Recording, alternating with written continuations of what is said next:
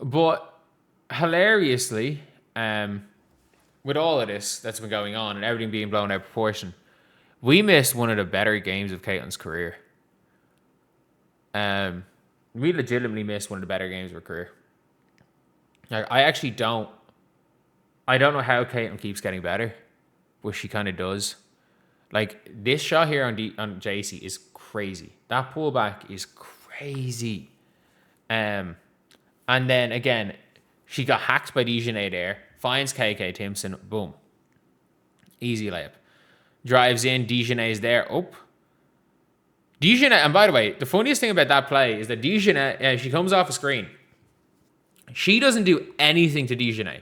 As in, she is not between this. There is about this much distance between her and Dijonai at all times. There's no contact made from Dijonai to Caitlin or Caitlin to Dijonai. And Dijonai's complaining about push-offs. Caitlin went nowhere near her. But even still here, this was a crazy good game. This was like that is mad.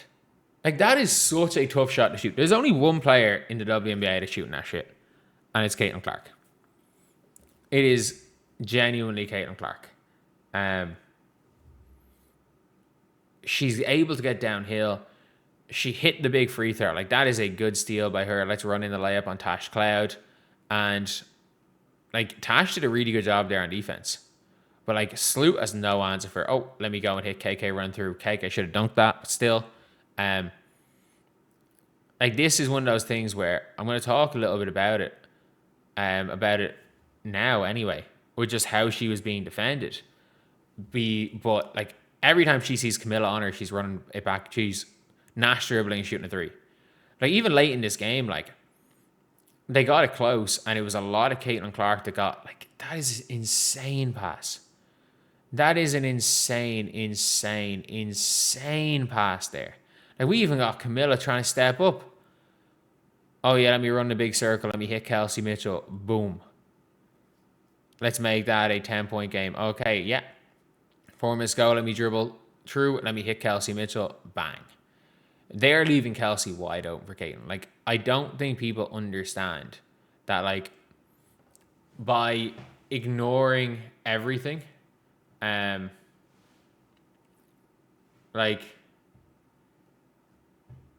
ignoring everything else, we are ignoring the fact that, like, we watched a good game of basketball.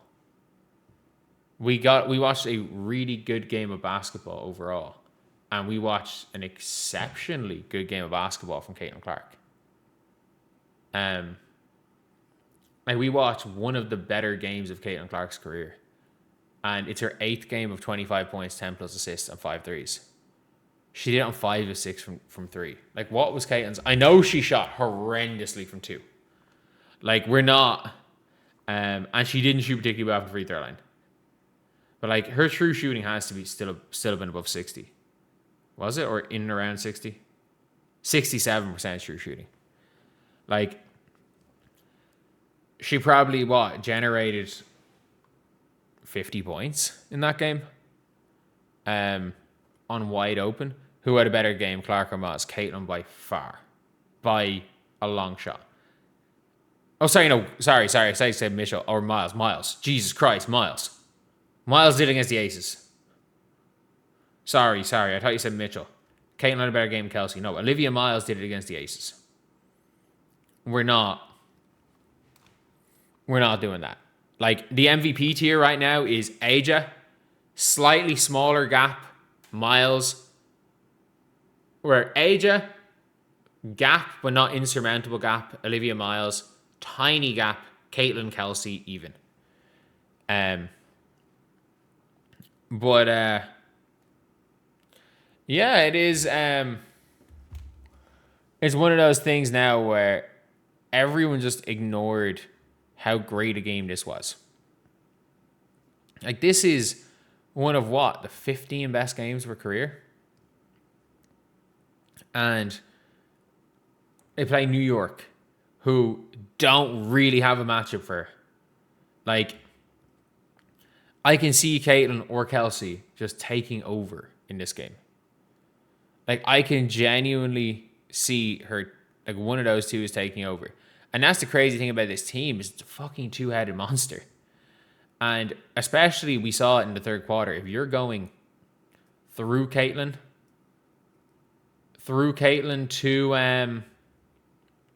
to Kelsey, I think you're nearly unstoppable. Like, Kelsey is the best play finisher in this sport.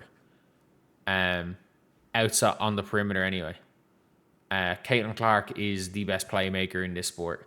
And the fact is that, like, when you can be a 20-point per game scorer while being the best playmaker in the sport, it's incredible. I do think Caitlin needs to be a little bit, in the second halves, a little bit more careful with the ball. I want her to throw. I wouldn't care if she averaged 6 turnovers a game in the first half of games, as long as the second half, and especially down the stretch, she was more careful with the ball.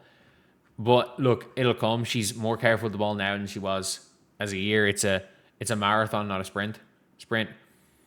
But, like, over Caitlin Clark's last 8 games, she is averaging 26.5 points per game, 9.3 assists per game, 3.5 rebounds, which is terrible compared to, she averaged 6 rebounds a game as a rookie.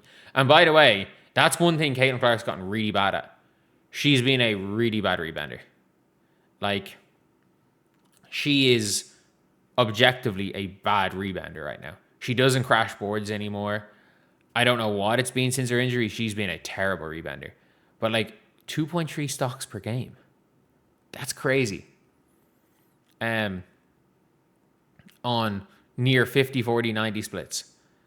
Like, she's killing it. She is absolutely killing it. Like, this is a near guarantee all W first team spot. Like, it's a near guarantee. And we're watching this, and whether it be the WNBA media, whether it be the league itself, it's never the story. They make sure that the story is never about basketball. Because when it's about basketball, most of these people in the media aren't good enough to talk about basketball. But at the end of the day, like, this was a really good game. And you can try to ignore it all you want, but, like, this was a top tier game from Caitlin Clark. And I get it, like, some people go and some people want to ignore the basketball, but we got to talk about it. Like, today we saw a great performance from Olivia Miles. We saw a good performance from Kelsey Mitchell. And again, Kelsey Mitchell sleepwalks to 28. But this was a superb performance from Caitlin. And she hit the free throw. I know she missed the first one, but she hit the free throw.